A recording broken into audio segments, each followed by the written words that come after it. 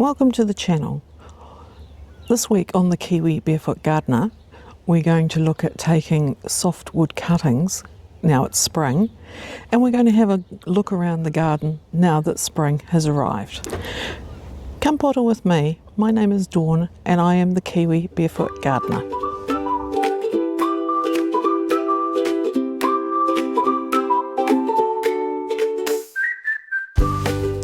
Good morning. It is Wednesday the 10th of September. It is a beautiful morning out here. I'm sitting in the arbour out the front garden. Sun shining. There's a bit of a northerly breeze, so it's not cold or anything. It's actually quite warm. And I've come out to do a recording for the vlog for a garden tour for the spring. Lou's just joined me. He's enjoying the sun as well. Now, I've been meaning to do this for a couple of weeks because I'd wanted to try and do sort of monthly catch-ups around the garden, how it's changing and things. But a couple of things have put me off. Firstly, because my previous ones I've been doing sort of handheld and they're a bit shaky. So the family have kindly given me a very early Christmas present of a Steadicam. However, I'm still learning to drive the Steadicam, or the stick thing with all the bits and pieces. It's all remote controlled, and even using it on the manual mode, it sort of takes a bit to get your head around which way to drive it, which way to do it, and what have you. So I've decided I'm just going to do the recording as I would have normally done it, using the tripod to try and steady and do most of it. So the other reason why I've been putting it off was because I've been waiting for some of the trees to come out in full blossom so that we could share them together. And while some of the bulbs have already gone over, not all of them, most of them are still coming. I haven't seen any of the tulips or anything like that yet, but a lot of the daffs and the snowdroppy type things are starting to finish. But I wanted the fruit trees, or some of the fruit trees, to be out so that we could share them together. So what I'm going to do is start from the arbour, work around the front garden, into the greenhouse, down the side alley and out the back. And we'll see how things have changed over the last probably 5-6 weeks since I did the last one of these, and see how everything's waking up for spring. You coming to join me, Lou? Oh, you're nice and hot in the sun, aren't you, sweetie? Hey? The arbour's one of his favourite spots. It's nice and warm. So off we go. Right, starting off, one of the things that we did together was the winter sweet, and it has taken, and there are leaves. Thank you, Lou, for modelling that. So I'm not expecting to get any flowers or anything out of it this year. It's just establishing. So I'm really happy though that it's shooting out little side shoots. So that's all good. It's looking good. So is the whole bed actually looking quite good. The arbor rose that we cut back quite hard has come away beautifully. Hello, Lulu. And it looks like it's really enjoyed having its hair cut, and I think it will benefit from it. So yeah, just waiting for that to put its first flowers out, really. So you can see my shadow. Hello. And Lou, of course, modelling the garden. This is the bed that we pulled the catnip out of, and the sage. And while most of it has still got nothing in it, the cranberry, the New Zealand guava, is doing well. It's settling quite nicely. I've just got to put the 2 obelisks in either side of the cranberry, and that will have some sweet pea up. I've got some early sweet pea, but we're still getting frost, so I just have to be careful. I'm not sure if I'll put them in yet. But yeah, this bed's going to be a work in progress over the summer. This is one of my fruit tree guild beds, so I'm just slowly working towards getting these the way I want. So we've got some spring flowers in here, some daffies. These are cornflowers just at the bottom of the screen. They're all self-sown from last year's ones, so hopefully I'll get a good thing. And that is a white dianthus that's just going nuts, and I've got some hollyhock there that are hopefully going to regenerate.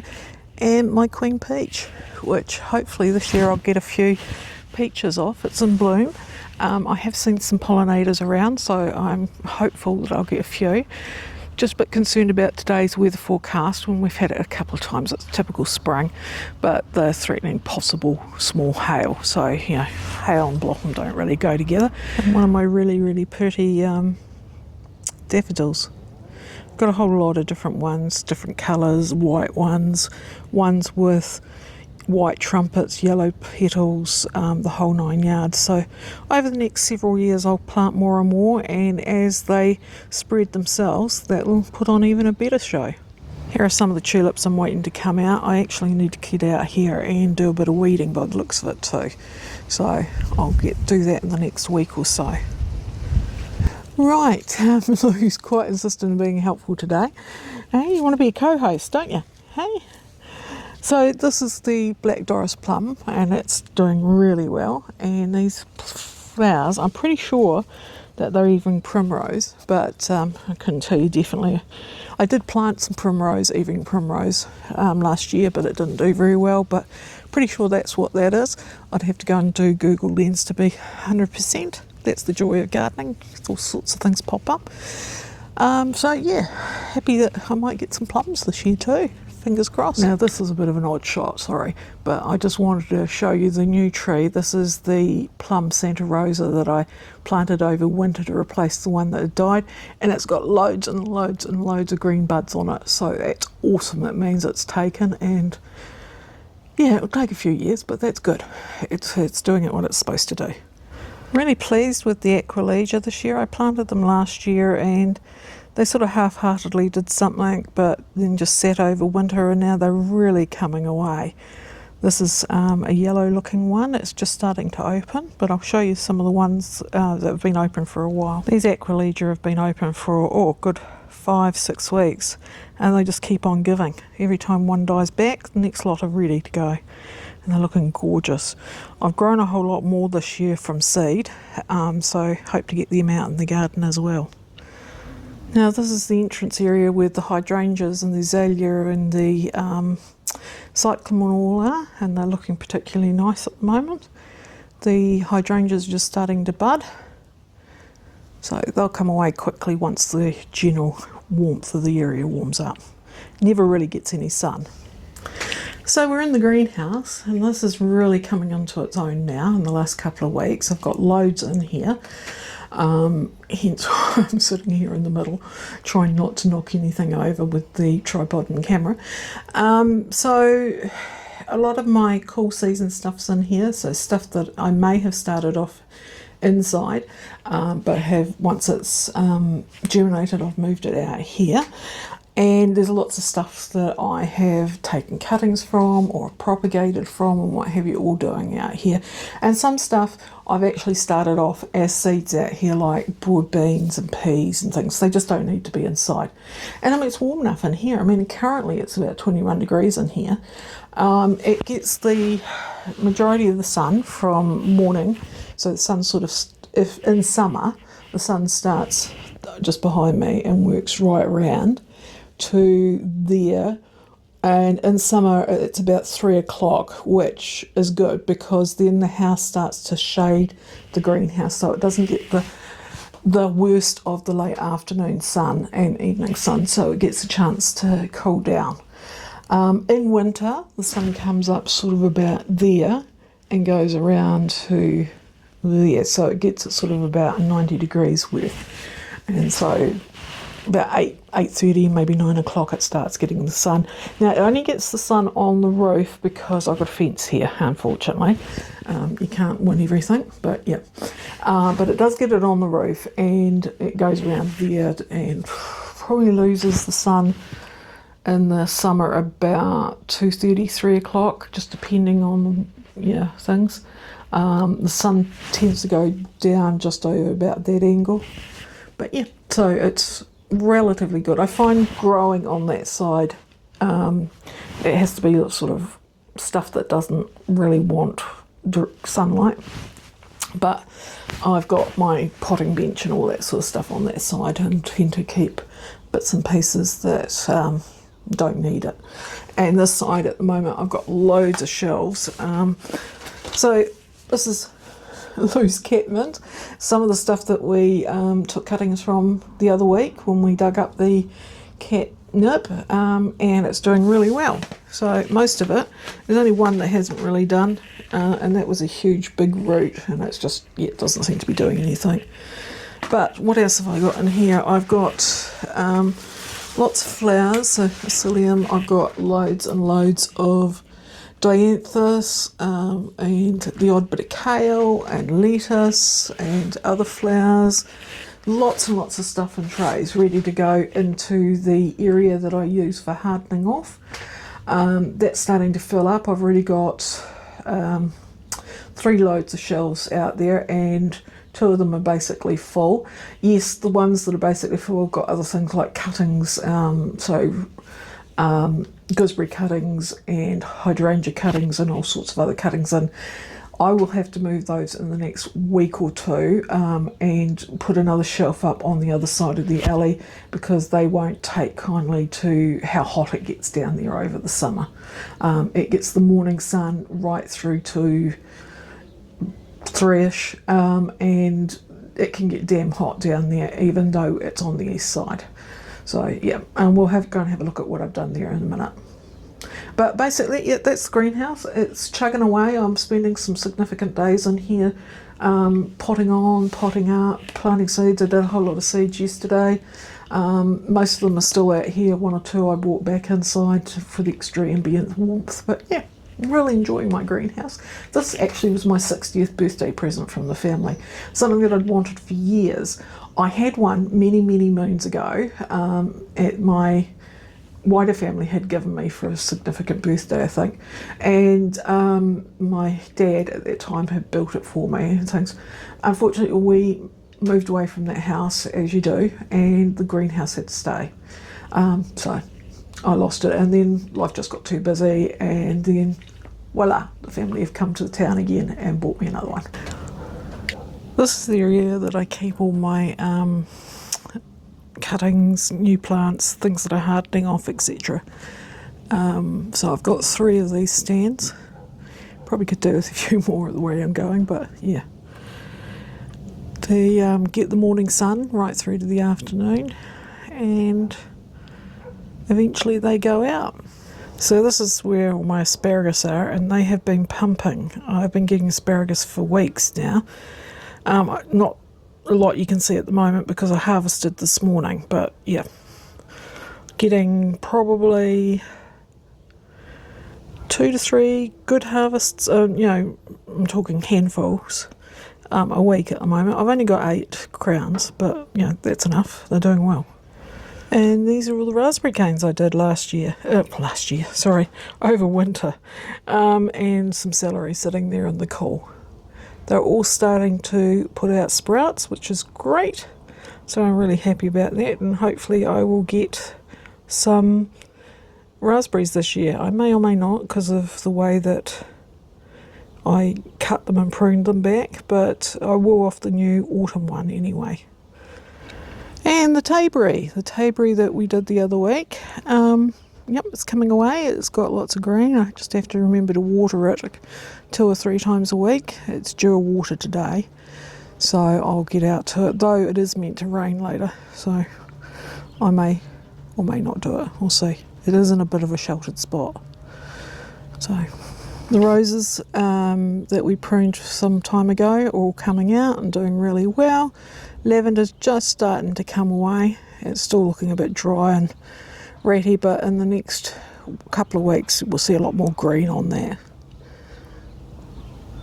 So, and the pea straw's done well, though I have noticed in the last couple of weeks that the cats and the birds have been kicking it around, so did its job for winter, and hopefully it'll break down and help the soil over the summer. This is the garlic that we potted up together and planted some, good 2 months ago now. We're in September now. We did this in late June-ish, I think. But yeah, it's looking good. It probably needs a feed, gets regular watering, but it's probably due a feed. Strawberry bed's doing well. The wall's settling in. I've had a wee bit of blow around in it, but easily fixed. And so far so good. The cats haven't managed to get into it and destroy it. The strawberries themselves are starting to bush up and lush up, so we'll have a quick look at them. But generally, yeah, the strawberry bed's doing good. It's just starting to put out flowers. So as you can see, the strawberries are doing quite well. They are starting to put flowers out and some fruit. So hopefully in the next month or two I'll get strawberries, because I usually get them really early. So looking forward to it. Had a mixed season last year, got a couple of flushes but nothing stunning. So I'm looking forward to a good strawberry season this year. These are my Brussels sprouts, and as you can see they just didn't grow. They got great heads on the top which I'll turn into a coleslaw, but there's no actual stalk and sprouts, so I'm not quite sure what went on with them. Very strange. But I'll put them back to where they were last time and not do them here again. My broad beans, on the other hand, are doing amazing. Well, grow-wise, they're huge. I mean, they're really, really tall and loads of flowers. And I know at least this week there's been loads of pollinators out for them.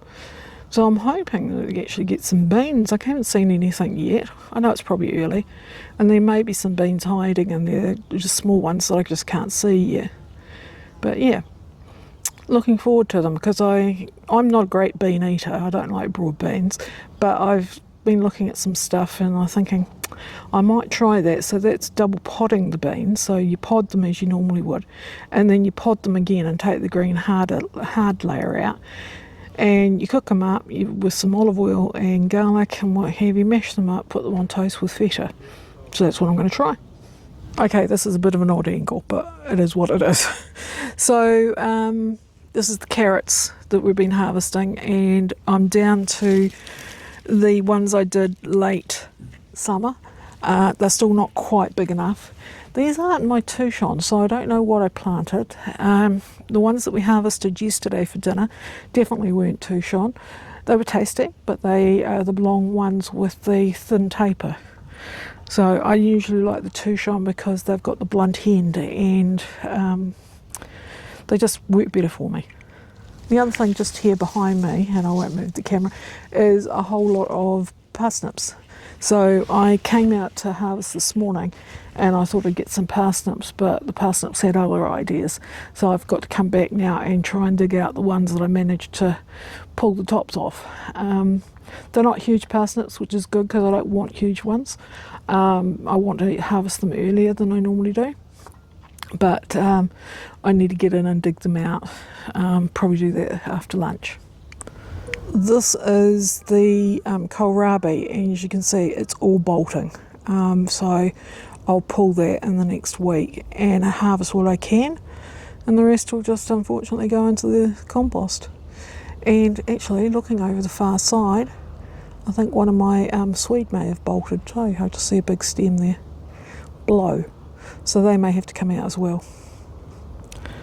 That's what spring brings. The middle bed, I've got leeks that are ready to start coming out. I'll start harvesting them. And my last sowing of carrots, they're just starting to pull away with a couple of stray parsnips. We'll see what happens with those.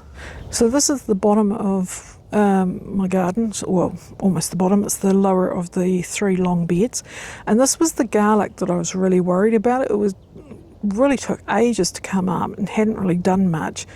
But in the last couple of weeks, it's really getting going. And this was the area that I threw the extra compost on that I had the other day. So it's had an extra mulch. So they're looking really good. Now I've just got to hope that we don't end up with a ton of rust on them, which is what normally happens to me by late November, December. But to the joys of gardening. These are my autumn sown cabbages. The red ones are just starting to come ready. Probably another couple of weeks and they'll be ready to have. And just down there further along are my green ones, and there's only 2 left because I harvested 2 this morning. That's all the debris laying there. I need to go and pop that in the compost, and I had harvested a couple previously, and they were really tasty. Yum. And they're a variety called, what they call Space Saver. So they're a nice small variety. They don't throw out huge leaves. The same with the red cabbage. It's a mini red, so you're not ending up with huge cabbages. There's only 3 of the 4 of us that eat cabbage, so yeah, I need to make sure that I don't over produce with that. And down to the blueberries. So they're all starting to think about flowering. The new one just there, no, yeah, there, is doing okay. And the other one is good. I thinned out a lot of the calendula that were self-seeded in the poppies, but it looks like a whole lot more have popped up, so that's another tidy up. And I won't remove them all, I'll just take out enough. I mean, as you can see, I've got a big calendula there growing away beautifully now. But I will thin them down so that they don't dominate the blueberries. Along here are the currant bushes that we pruned come winter. They're all starting to bud and flower, or not flower, leaf. So that's good, they're all looking good. And in the foreground you can see a bit of catmint and some sorrel down the far end there too. And this is the very end of that bed, and it's got the gooseberries in, and they're all doing well, including the cuttings that we took. They're all starting to sprout. I must get them around to the shelving unit. I've been saying that for weeks and never got round to it. I see them and say, yep, I'll do it, and then I never do it. It also needs a good weed, this area. So that's the garden tour for second week in September. Lots to do, lots to, that has done its dash, all the winter veg. Lots of garden prep to do, so that will take up the next X number of weeks.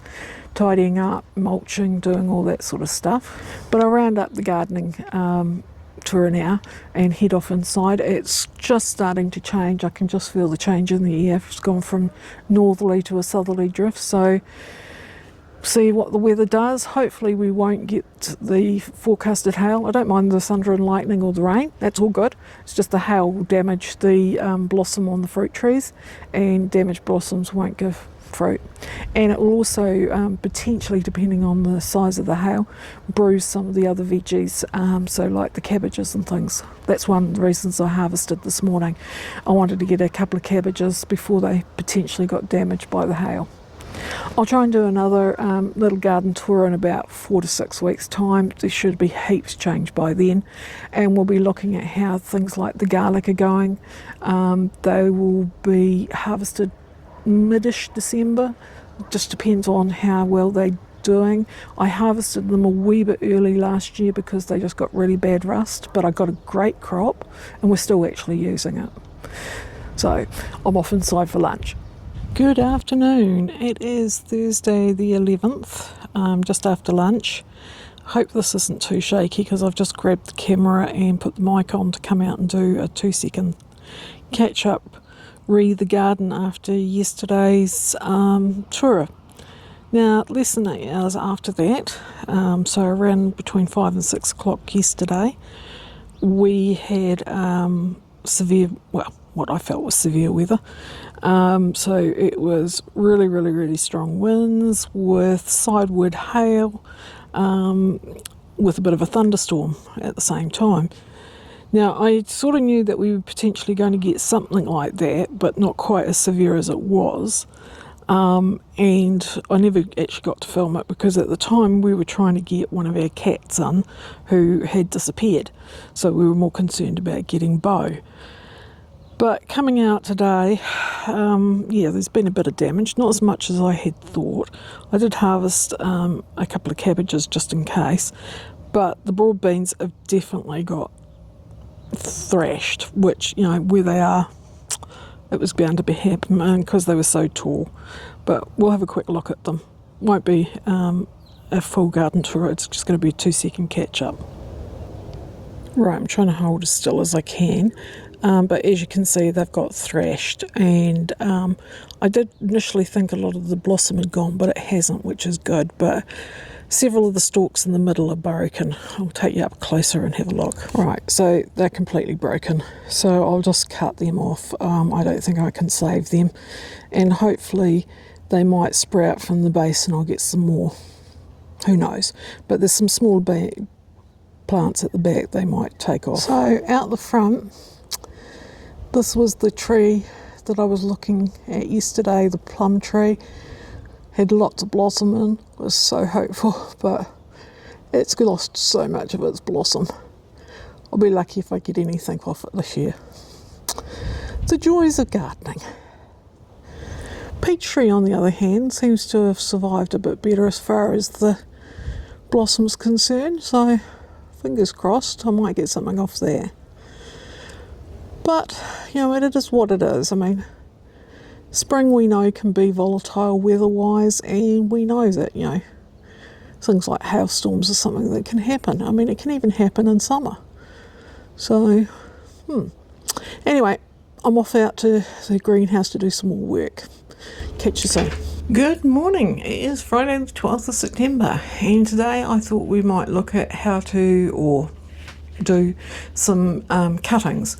So the softwood cuttings I'm looking at, and the ones that I'm going to do today are things that you can do in spring.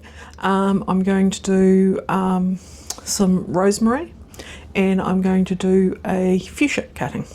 So we'll have a look at them and what to do. I mean, there's some basic stuff that is true across all cuttings, but there's a wee bit of difference with things like the rosemary, and we'll have a look at them.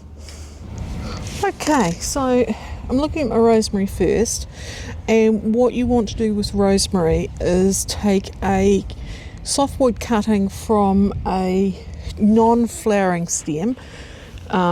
So that's one. With rosemary, you don't have to be too finicky about where to cut to start with, because you can sort that out once you get in and deal with them. The one thing about taking cuttings though is you want to actually process them as quickly as possible so that they don't start to deteriorate. So that's probably just over half a dozen, so we'll go and have a look at those straight away before they start to deteriorate or age in any way. Okay, so we're back in the greenhouse. I must admit it's warmer in here than it is out there. That easterly is very chilly. So I've got my stuff ready. I like doing things like my rosemary cuttings and things, most of my cuttings, into water, because I find that if I do them into pots, especially rosemary, it just sits there and it looks like it's doing okay, but actually it just sits there and does nothing, and then when you pull it out, it's actually done nothing. So at least with this, I can see whether it's developing roots or not. Now, with rosemary, basically you want a cutting fairly well like that. Okay, nice soft green wood. Okay, spring's a good time because in theory it's season of growth. The universal thing with cuttings is, as I said, you want to get them and process them as quickly as possible. Some people do their cuttings and drop them in bags and do a whole lot at once and then go back and do it. That's fine, as long as the end doesn't start to dry out. The other universal thing with cuttings is you want the least amount of leaf left. Yes, you need some leaf, but the more the leaf there is, the more moisture transpires, comes off the plant. So you want to try and prevent that. So strip off most of the greenery like that, and by doing that with the rosemary you can see where the joints are to the nodes that you want. Okay, so I'm happy with that wee bit there, and as you can see there's a whole lot of little joints there. So now what I want to do is decide how big I want my cutting, and I don't need all that length, so I just get my things, and probably just need about that much. So just below a node, and that's always another thing, is just always below a node. Clip that off. Now, with rosemary, I found through research and what have you, the best way to encourage growth in those nodes, because that's where the roots will come, is you've actually got to strip it a bit, okay, down to the thing. So just pop it on a hard surface with a sharpish knife. This is a craft knife, it's just handy, and just strip it back and take off the outer layer like that.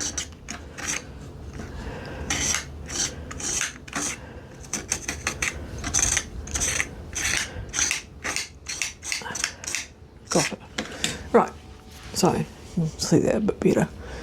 So I've done all that, okay, and then in theory I can just pop it into the glass jar and with the water and it'll go. Now, a lot of people use rooting powders and things like that, so I've got a bit of liquid one and a bit of a powder one, and I might just dip it in for the hell of it. It's going into water, so it'll just sort of float around. It's not really going to make a hell of a lot of difference. If I was putting it directly into there, of course it would stick on. So, but you know, a wee bit of rooting stuff in the water won't hurt either. So just into the water, and just keep in a position out of the sun, but with good light, because you want it to be able to think about growing. And remember to top the water up regularly, because that's one of my bads. And hopefully in time you will get some roots on your rosemary cutting. Great way of keeping your rosemary going. The thing about rosemary is that it'll often get woody and look yuck after several years, and you want to replace it to make it look a bit brighter and what have you. That is a trailing rosemary that we just looked at, not an upright one. So probably in another couple of years I'll have to replace that. But so that's the rosemary there. To be honest, I don't have great luck with getting rosemary cuttings to actually put roots out like that, but in autumn I did take a whole lot of cuttings. As you can see, this is what's happened to quite a few. So I take quite a lot so that I can get a few, and I have managed to get a few with roots, so that's good. I'm going to be potting them on today. I've probably, yeah, there's quite a few in there.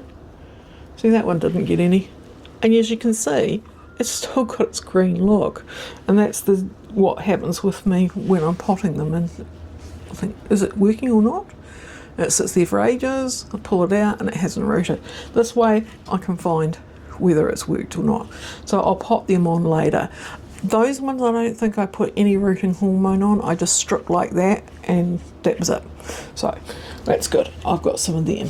So now we'll go and have a look at doing some fuchsia ones.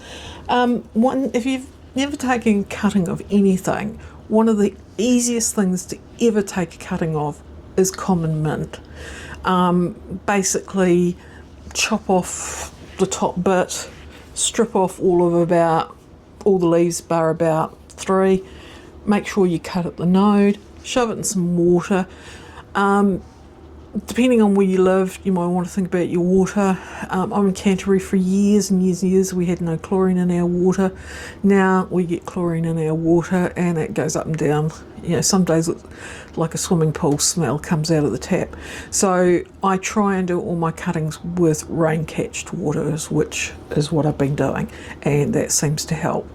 The other thing that rainwater does have to a certain extent, and it dissipates in time, is a certain amount of nitrogen, which is also good for growth and things. But yeah, it is what it is. But rainwater's better than tap water if you get chlorine in it. Okay, this is going to have to be quick because there's people coming and I'm not going to be able to record while they're there. But what you're looking for is softwood cuttings with no flowers. So you just do the same thing, chop it off like that, and we'll take it back in and we'll process it. So I will just turn the recording off for now, and we'll do this in the greenhouse. Okay, so we're back in the greenhouse. Hopefully the background noise won't be too bad. So I grabbed a couple of cuttings quickly so that we could go through it. Now, this cutting here is not ideal. Reason being is that's too woody. However, what I can do is that I can pick off the leaves for here, because I won't want anywhere near that many leaves on this cutting. Get rid of all them, a few more, and what I'll aim for is to cut just below that joint there. So give me a sec and we'll get one ready. Right, I just made a wee mistake. Well, big mistake really. I managed to pull the top off that one that I was just working with. So that's munted basically. So here's the other one. It too has got two woody bits, and I've cleaned off the stem. This time I actually used the clippers so I didn't pull. And I've taken off most of the leaves. Now, these bigger leaves, they're great, but they're still just a wee bit too much. So what you can do is literally just at an angle, cut the leaf in off like that. And it still gives enough room for the light to do what it needs to do to photosynthesize, but just helps reduce the area that's going to be. Now, so what I'm going to aim for is this softer wood here, and I think I'll probably just go for that one there. Now, I think it was in autumn, I can't remember exactly.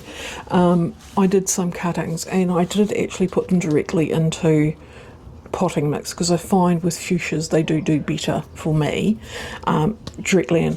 Now I put, how many? I put about 6 in there. 3 of them are taken, so you can see sort of the rate of them not taking. So it's fine putting multiples in one pot when they're first taking. So what I'm going to do with this is I'm going to use some rooting powder this time, just for a change. Put that down so I don't destroy it. Let's see if I can get this open. Oh, maybe I'm not going to use the powder. Oh, yeah, there we go. It's not a screw, it's a pop. Okay. And I am just going to dip it in, tap it off. And because I'm going to go and get a few more cuttings when there's no other people, I'll just go and do it when we're not recording, and just pop it in like that. Pop the lid back on my powder so it doesn't get damaged.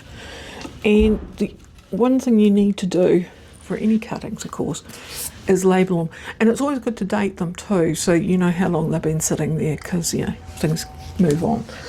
But I'll probably pot these up as individuals now.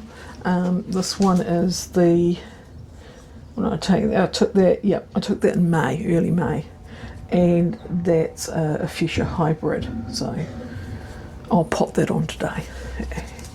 And that was, I think, the same one, the fuchsia hybrid, which has got a beautiful ballerina type flower. So I really love my fuchsias, so I'm quite keen to propagate a few more. This is a really economical way to grow your garden without actually having to go out and buy more plants, because you can buy one of the things that you like, and then you can make more of them, or you can ask your friends and families if they mind you taking cuttings of their garden, and you can take multiple ones and share them.